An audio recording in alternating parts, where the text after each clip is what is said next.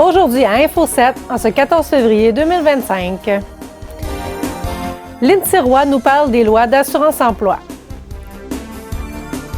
La pharmacie Brunet des Escoumins célèbre ses 15 ans. Retour sur l'activité Savoure l'hiver de la Semaine des régions.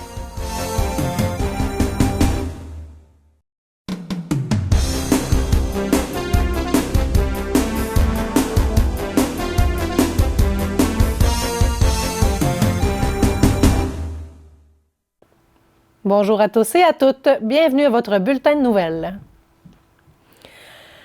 Peu de gens connaissent bien les lois de l'assurance-emploi en situation de chômage. J'ai donc rencontré Lynne Sirois, la directrice générale d'Action Chômage Côte-Nord, pour qu'elle nous aide à comprendre. Allô Lynne? Salut Julie! Ça va bien? Oui, ça va très bien. Bon, là, on le sait, on est en hiver. Oui, on est en hiver. Ici, en Haute-Côte-Nord, en plein février, on est en plein dans la saison du chômage. Oui, tout à fait. C'est le mois, je te dirais, janvier-février, là, où le taux où il y a plus de chômeurs sur la Côte-Nord. Puis, comme on disait, ici, le monde, c'est pas les gens qui sont le plus informés côté prestataire, puis côté loi. Non, c'est ça. Les gens font souvent du chômage à répétition, mais ils ne comprennent pas tout le temps c'est quoi les obligations, puis c'est quoi la différence entre il faut chercher du travail, même s'il n'y en a pas de travail. Tu sais, c'est pas correct.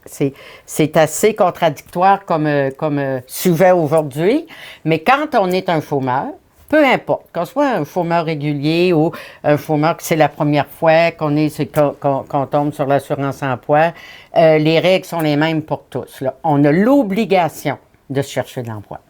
Donc, aujourd'hui, on va un peu essayer de démystifier ça. Oui, tout à fait. Fait qu'on est chanceux. Aujourd'hui, tu es là pour ça.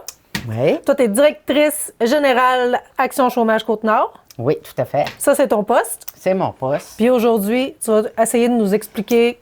On va essayer de simplifier toute cette loi-là qui est, on va le rappeler, la deuxième loi la plus compliquée du Canada, la loi d'assurance-emploi. Ça fait qu'on va essayer de simplifier ça un peu. OK. Pour commencer, on commence avec le début. Oui. Quand tu fais du chômage, est-ce que tu es obligé de te chercher une job d'hiver quand tu sais que tu recommences ta job régulière au printemps? Oui, il y a beaucoup de travailleurs de l'industrie saisonnière qui vont se faire interpeller par Service Canada. Puis quand on leur demande à ce que vous avez cherché de l'emploi, ils disent, bien, moi, je recommence au printemps, c'est pas nécessaire pour moi. C'est faux. Qu'on soit travailleur de l'industrie saisonnière, qu'on travaille à temps partiel, aussitôt qu'on reçoit de l'assurance-emploi, on a l'obligation de chercher de l'emploi. Même si tu dis à ton employeur, à ton nouvel employeur que tu recherches, tu dis, ben moi, je recherche un emploi pour 2 mois, 3 mois, parce que je retourne. Bien, tout à fait. Même si on a l'intention de retourner à notre emploi saisonnier, il n'en reste pas moins qu'on a l'obligation de chercher de l'emploi l'hiver. On a l'obligation de rester, disons, sur le marché du travail. C'est quand on parle avec les gens de Service Canada, ce qu'ils nous disent, on veut que les gens restent actifs. On veut qu'ils regardent le journal le matin, puis ils vérifient s'il n'y aurait pas des emplois disponibles pour eux l'hiver, là, qui pourraient être adaptés à leurs conditions. OK. Qu'est-ce qui est convenable pour l'assurance-emploi comme emploi pour eux autres? Oui, on a l'obligation de chercher un emploi. Julie, tu as raison. Ici, on parle d'emploi convenable. On n'est pas obligé d'accepter n'importe quoi à n'importe quel prix. Se chercher de l'emploi convenable, ça veut dire c'est se chercher un emploi dans tes domaines de compétences et selon ta santé physique. Mm-hmm. C'est ça, un emploi convenable. Il ne faut pas accepter n'importe quoi dans n'importe quel domaine pour absolument... Non, c'est pas à cause qu'on demande... je vais vous donner un exemple. Là, on tombe sur le chômage demain matin. On demande des capitaines de bateau. Ben, t'as pas les qualifications. C'est pas un emploi convenable pour toi. Un emploi convenable pour toi, c'est un emploi qui est dans ton domaine de compétences et au même salaire, je te dirais, que de ton historique d'emploi que tu avais auparavant. Ça fait qu'il faut faire attention. Oui, on a l'obligation de chercher de l'emploi, mais on parle d'emploi convenable. Quand on veut appliquer sur un emploi, c'est un emploi qui est convenable pour nous. Pas à n'importe quelle distance non plus. Absolument pas. Là, il faut se rappeler la réforme Harper qui nous obligeait dans le temps à aller chercher de l'emploi à 100 km de chez nous. Ça n'existe plus, ça. OK. Ça n'existe plus. On a l'obligation de chercher de l'emploi, mais il faut que ça soit à peu près dans les mêmes distances que les gens font dans notre village. Tu sais, il y en a peut-être qui partent pour la Romaine, là, en avion, mais pour le reste de ceux qui restent, ben c'est à peu près aux alentours de ce qu'ils peuvent accomplir en auto, dans le historique personnel encore. S'ils sont capables de faire du covoiturage, ici, c'est plus difficile parce qu'on n'a pas de transport en commun.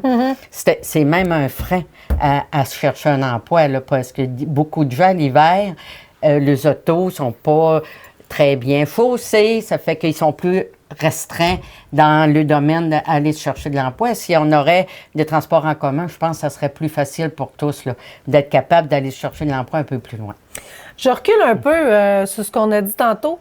Un souvenir que j'ai eu, que j'ai entendu parler. Si on a un emploi d'hiver, peut-être un taux moindre que notre emploi régulier, Oui. est-ce que nos heures comptent pour notre chômage? Ben, malheureusement, c'est pas tout à fait ça. Si on quitte un emploi pour un autre emploi, ben, c'est un départ volontaire. Fait que là, Service Canada va appeler puis il va demander des explications. C'est ça, c'est ton emploi d'hiver, dans le fond, tu la quittes pas. Tu la quittes, ça fait que les heures que tu as accumulées, ça se peut qu'ils ne soient pas acceptés à propos de Service Canada. Nous, on le dénonce, ça fait des années. Parce que quand on quitte un emploi, puis qu'on essaie de travailler un peu l'hiver, puis de s'en sortir, bien, des fois, on se met plus dans la misère quand on retourne sur l'assurance-emploi l'année suivante, parce que là, on est sous enquête. Vous avez un départ volontaire, madame? Expliquez-nous. Puis des fois, ça passe. La raison est bonne. On va accepter les heures. On ne sera pas refusé à l'assurance-emploi au bout de la ligne. Il faut faire attention. Mais les heures qu'on a accumulées durant l'hiver ne seront pas pris en compte. Nécessairement là, pris en compte. Pour les semaines qu'on a le droit là, à l'assurance-emploi. Il faut le rappeler là, que les gens sont dans le trou noir à partir de là, maintenant, mois de février, mars, avril. Là, les gens, là, ils ont fini leurs prestations. Que ça serait une bonne chose que le gouvernement mette en place des mesures pour justement essayer de moins pénaliser, de moins punir les chômeurs qui retournent sur le marché du travail. C'est pas tout à fait le cas aujourd'hui. Oui, je comprends. Ensuite, donc, les démarches pour un chômeur. Oui, les démarches, là les gens vont me... Des fois, les gens ils m'appellent, « Ouais, mais Lynn, il n'y en a pas d'emploi. » On dit souvent, tu as l'obligation d'en chercher, pas d'en trouver. OK?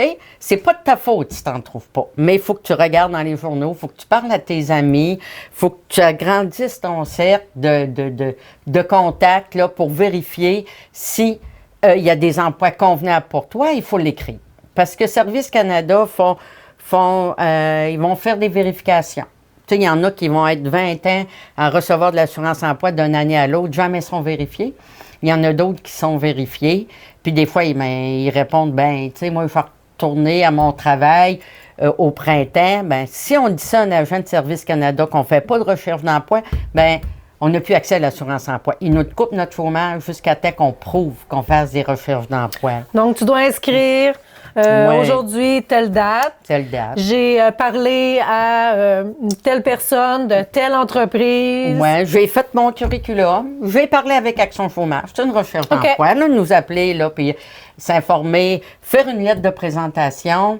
S'inscrire à des sites web d'emploi, ça en est toutes des recherches d'emploi. Ça.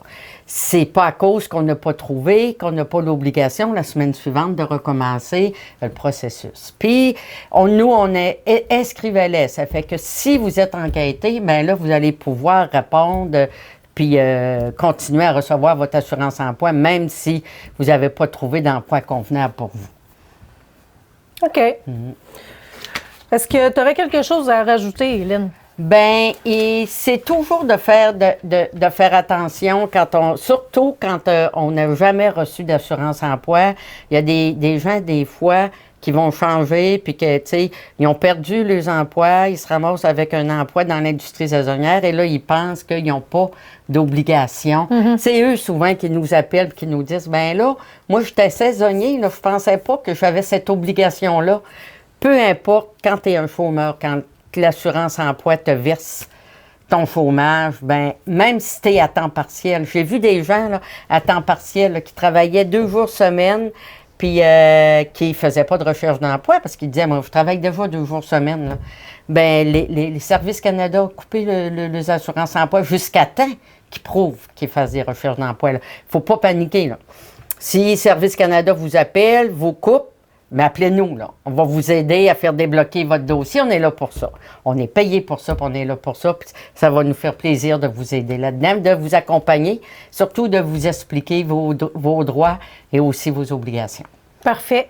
Fait qu'on va mettre les numéros oui, c'est ça, là. Puis, accessibles. Accessible. Puis suivez-nous sur Facebook. On s'entend que là, il y a un avenir incertain là, avec tout ce qui se passe aux États-Unis. Nous, on a demandé au gouvernement peut-être là, de faire que l'assurance-emploi soit plus accessible. Là, on se rappelle, durant la pandémie, on est obligé de mettre en place une mesure de PCU parce que là, il y avait le virus. Là. Oui. Là, j'ai juste un autre monsieur. Là, on a un autre drame là, qui s'en vient là, présentement. Fait que nous, on va rencontrer à la fin du mois là, les représentants qui s'occupent de faire la loi, puis le ministre va être présent, puis on va essayer de demander aussi qu'il y ait des mesures là, avant que le drame se poursuive, là, qu'ils mettent quelque chose en place là, pour aider tous les travailleurs, parce que quand on est dans l'industrie, des fois, il y a des gens qui travaillent à l'année, mais qui travaillent que 10, 15, 20 heures, mais l'accessibilité à l'assurance-emploi, à 600 heures, c'est très difficile. Là. Fait que c'est pour ça qu'on a mis des mesures en place durant la pandémie. Bien, il ne faudrait pas que ça recommence, puis mettre des mesures tout croche, puis après ça, se faire taper ses doigts. Nous, c'est dommage, là. Tout ce qu'on demandait, c'était une réforme, justement, puisque la réforme qu'on demandait, qu'on proposait, bien, ça incluait beaucoup de gens là, qui sont exclus présentement de l'assurance-emploi. On suit ça? On suit ça. Merci. Merci, Julie. La pharmacie Brunet Plus de Les Escoumins fête ses 15 ans cette année. Nous sommes donc allés à la rencontre de Myriam Tremblay, qui est copropriétaire du commerce, et de quelques employés pour en discuter. Allô Myriam! Bonjour. On est ici aujourd'hui pour les 15 ans du Brunet de Les Escoumins. Oui. Et j'avais une couple de questions pour toi. Pas de problème. Allez-y. Je me demandais, quand tu es partie aux études, je me demandais si c'était ton but de revenir en région pour avoir une pharmacie à toi. Peut-être pas à la sortie de l'université, parce que j'ai quand même eu une période où j'étais propriétaire d'une pharmacie quand je suis sortie dans la région de Québec, sous une autre bannière. Mais suite à ça, après quelques années, on a eu le goût de faire un retour en région, parce que moi, je suis native des Escoumins. Donc, pour moi, ça allait de soi là, que je devais revenir pour travailler pour notre région, pour notre population. Est-ce qu'il y a une raison pourquoi c'est un Brunet, la bannière Brunet que tu as choisie? Il n'y a pas des tonnes de pharmacies ici, hein, on se comprend. Fait qu'il y avait seulement que le Brunet quand je suis arrivée. Ça faisait pas longtemps, par exemple, que le Brunet avait fait l'acquisition là, des pharmacies sur la Côte-Nord. Avant Brunet, c'était ID Santé, qui était une bannière qui avait été créée par M. Pierre Breton. Et il y avait des associés un peu partout. Ici, c'était M. Bernier, Mme Duval avec lui. Donc, quand je suis arrivée, c'était déjà Brunet. Puis Brunet, c'est une belle bannière, une bannière qui était très familiale, beaucoup plus petite dans le temps. Donc, pour moi, c'était la bannière de choix là, pour poursuivre ma carrière. De quelle façon vous avez fêté les 15 ans? On a eu une grosse semaine. C'est sûr que les 15 ans, c'était la fête de la bâtisse ici, là, donc le nouveau Brunet Plus. Parce que quand je suis arrivée, on n'était pas localisé ici, on était localisé un petit peu plus loin, où est le dentiste présentement. Donc, c'est vraiment les 15 ans de la bâtisse. Une grosse semaine, on a eu beaucoup de promotions pour la clientèle magasin, mais aussi au niveau des cosmétiques. Aujourd'hui, c'est la dernière journée. On a le grand lancement de la marque personnelle au niveau cosmétique. Donc, c'est une grosse journée pour nous aujourd'hui. Donc, beaucoup de gâteries puis de surprises là, pour la clientèle. Donc, toi, est-ce que ça fait 15 ans que tu es ici? Oui, je suis arrivée en 2008, donc ça fait un petit peu plus que 15 ans que je suis ici. Comme je disais tantôt, j'avais quand même une pharmacie avant, donc c'est pas immédiatement à la sortie de l'université que je me suis envenue ici, mais aux Escoumins depuis 2008 que je suis arrivée. Puis là, tu me disais tantôt que tu avais rassemblé tes troupes des Oui. dernières années. Oui, ben je trouvais ça le fun parce que je suis pas tout seule à fêter mes 15 ans. Dans le fond, c'est les 15 ans de la pharmacie. J'ai encore quelques personnes qui travaillent encore avec nous ici à la pharmacie, qui sont là depuis ces 15 ans-là. Donc, je leur ai demandé de venir avec nous, moi, pour pouvoir participer à l'entrevue parce que les autres aussi ont des choses à dire. Ils ont vécu ce gros déménagement-là. Donc, je trouvais ça le fun de les entendre pour voir comment eux se souviennent de cet événement-là, qui était quand même assez important pour la région à ce moment-là. On pourrait en accueillir quelques-unes. Bien sûr. J'ai David qui est arrivé aussi. David, dans le fond, moi, j'étais toute seule quand ça a ouvert ici comme propriétaire. Mais depuis 3 ans, je suis associée quand même avec David, Gabriel et Albert. David était avec moi depuis ces 15 ans-là parce qu'il est arrivé dans l'année d'ouverture de la pharmacie. J'avais aussi Joanne qui était là, José, Florence et Claudine qui étaient avec nous dans l'équipe à ce moment-là. Approchez-vous, les filles. David aussi. Puis, dans le fond, tout le monde a aidé à la construction de cette bâtisse-là, puis tout le réaménagement du magasin aussi. Tout le monde a mis la main à la pâte. On a travaillé beaucoup, les filles, quand c'est arrivé. La plupart étaient au laboratoire à ce moment-là, donc c'était beaucoup de travailler en même temps que de faire les transferts. Donc, c'est le jour, c'est la nuit, beaucoup d'ouvrages, mais on était bien fiers quand les portes ont ouvert le 10 janvier au matin. Est-ce que quelqu'un pourrait me dire la plus grosse différence qui a amélioré votre travail entre les deux? Moi, c'était le coin d'Isipil. C'était merveilleux de rentrer dans ce coin-là. J'avais pas ça dans l'autre. améliorait beaucoup. Oh oui, oh oui, oh oui. Grandement. Bien, je pense qu'on a amélioré, c'est sûr au niveau de la superficie, parce qu'on a comme triplé, quasiment quadruplé la grandeur du magasin. Fait que c'était un magasin qui était beaucoup plus agréable à magasiner, une plus grande diversité de la marchandise. Puis au niveau de laboratoire, bien, c'était un laboratoire qui était très ergonomique, qui était beaucoup plus fait en fonction des besoins qu'on avait. Quand facile à travailler. C'est ça, quand tu parles des dispices et les piluliers, donc on avait une façon de travailler qu'on devait s'adapter. Je ne sais pas si vous vous en souvenez, là, mais on a eu à s'adapter beaucoup à ce moment-là, mais c'était juste du positif, là.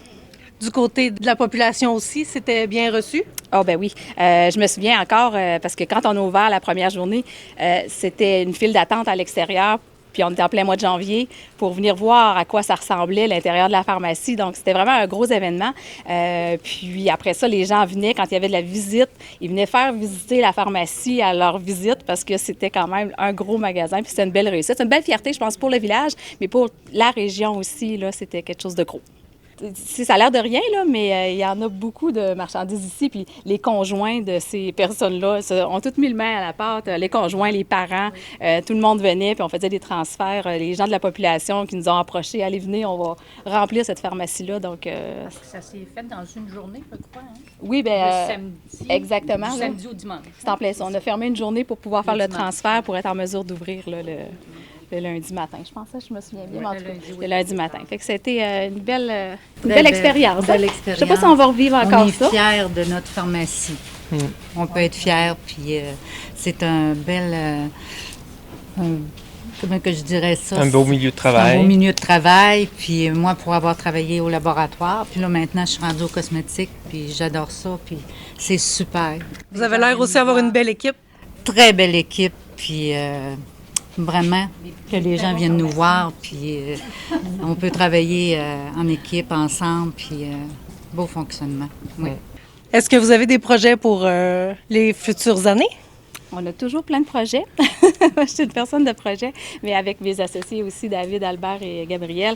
C'est pas les idées qui manquent. Donc, tranquillement, pas vite, on instaure des nouvelles façons de faire. Tu sais, ça change beaucoup. Le monde de la pharmacie, depuis les 5 dernières années, ça a énormément évolué. Donc, on n'a pas le choix de s'adapter, nous autres aussi, en fonction de ça, pour offrir les services à la clientèle qu'on veut offrir. Donc, oui, beaucoup de projets qui s'en viennent, mais je peux pas en parler plus que ça. Oui. Donc, je te remercie beaucoup. Merci à tout le monde. Merci. Plaisir. Merci. On vous souhaite une bonne continuité. Oui, parfait. Merci. Nous avons demandé à Mme Claudine Roussel de nous parler de son bilan de l'activité Savour l'hiver qui clôturait la Semaine des régions et elle en a profité pour procéder au tirage de son panier cadeau.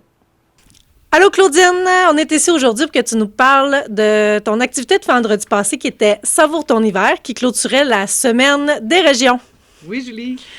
On a eu vraiment, vraiment une belle journée vendredi dernier pour clôturer la Semaine des régions avec mon activité, comme tu l'as si bien dit, Savour l'hiver. On a eu une trentaine de personnes. On avait des gens qui provenaient de l'immigration, vraiment des gens qui ont participé à Place aux jeunes comme candidats dernièrement, ou il y a un an, ou il y a encore plus de temps que ça. Des gens des Escoumins aussi qui étaient présents et de la Haute-Côte-Nord. Donc, une trentaine de personnes, c'était vraiment, vraiment intéressant. Est-ce que tu t'attendais à avoir autant de gens?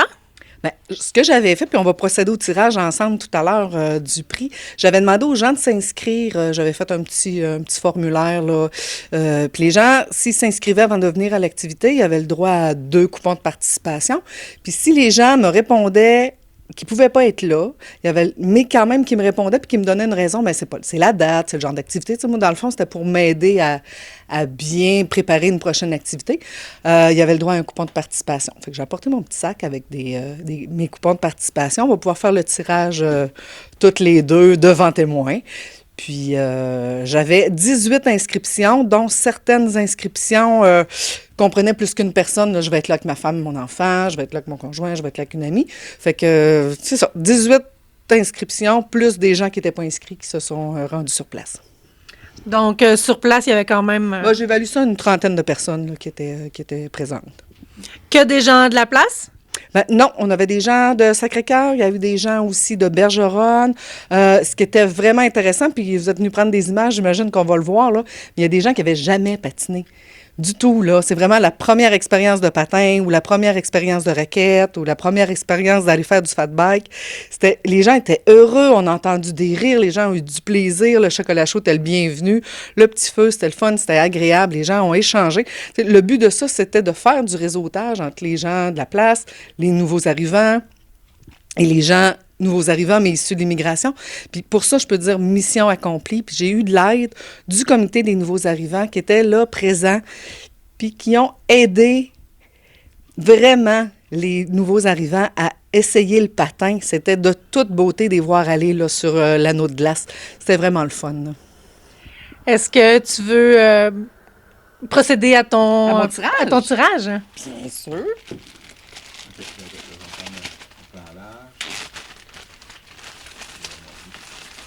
Donc, est-ce qu'on dit qu'est-ce que les gens gagnent? Oui, en fait, c'est un magnifique panier cadeau d'une valeur d'environ 100 $, je te dirais, avec des produits issus de la Haute-Côte-Nord. Donc, j'ai du sel du Saint-Laurent, il y a des épices et des aromates boréales, il y a du miel d'herbe à miel, du miel aussi de apiculture Haute-Côte-Nord, une tasse de Place aux jeunes, un petit sac, plein d'objets promo là, du CGE et de Place aux jeunes.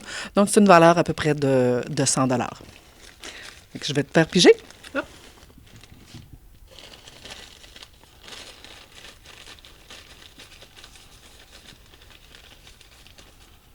Celui-là. Alors, c'est Melvin Garcia. Melvin qui a essayé la raquette, qui était présent avec sa conjointe et son jeune garçon. Je vais communiquer avec Melvin pour lui remettre son prix. Alors, félicitations. Merci, Claudine, d'être encore avec nous pour nous énumérer toutes les belles activités que tu proposes aux gens du coin. Merci beaucoup à toi, Julie. La Sûreté du Québec et le service de police de Ouachat-Mac-Maniotenam dressent un bilan positif des actions menées par leur équipe mixte dans la lutte contre le crime organisé et la violence armée sur les territoires de la Côte-Nord. Au cours de la dernière année, cette escouade spécialisée a pris en charge 51 dossiers opérationnels, démontrant son efficacité et son engagement à assurer la sécurité des citoyens. C'est grâce aux efforts concertés des enquêteurs et des policiers que l'équipe mixte a réalisé 32 perquisitions menées dans des milieux criminels, ce qui a amené à 63 arrestations de suspects liés à des activités illicites. 49 armes à feu a été retirées du milieu du crime organisé. D'importantes saisies ont été réalisées, incluant plus de 4,5 kg de cocaïne, plus de 3 500 comprimés de méthamphétamine et plus de 230 000 $ en argent et biens ont été saisis. Le partenariat entre la Sûreté du Québec et le service de police de Ouachat-Mac-Maniotenam continuera de se renforcer afin de lutter activement contre le crime organisé et la violence armée. Les efforts conjoints de ces services de police visent à assurer une sécurité durable et à protéger les communautés de la Côte-Nord. En raison d'un manque de personnel, le centre de prélèvement du Centre multiservices de santé et de services sociaux de Forestville sera fermé tous les vendredis à compter du 14 février 2025. Le retour à l'horaire régulier est prévu pour la fin d'avril 2025.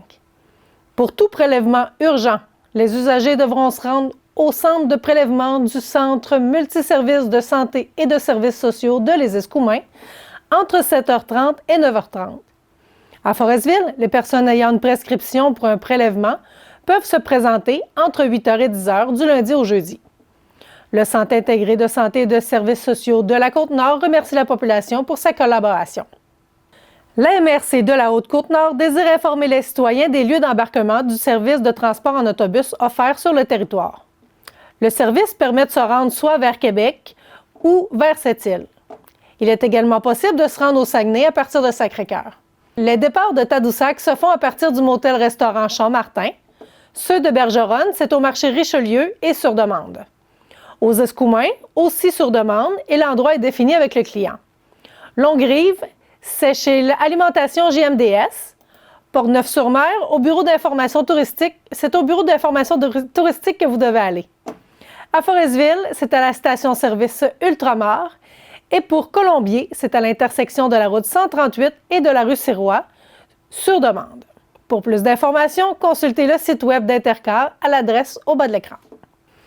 À ne pas oublier, dimanche le 16 février, le bingo de TVR 7 qui vous offre 2 850 $ en prix.